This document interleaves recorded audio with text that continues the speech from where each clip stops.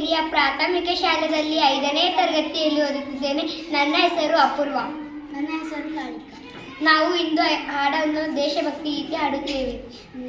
ನೀಡು ಶಿವ ನೀಡದಿರು ಶಿವ, ನೀಡು ಶಿವ ನೀಡದಿರು ಶಿವ, ಭಾಗುವುದು ನನ್ನ ಕಾಯ, ಭಾಗುವುದು ನನ್ನ ಕಾಯ.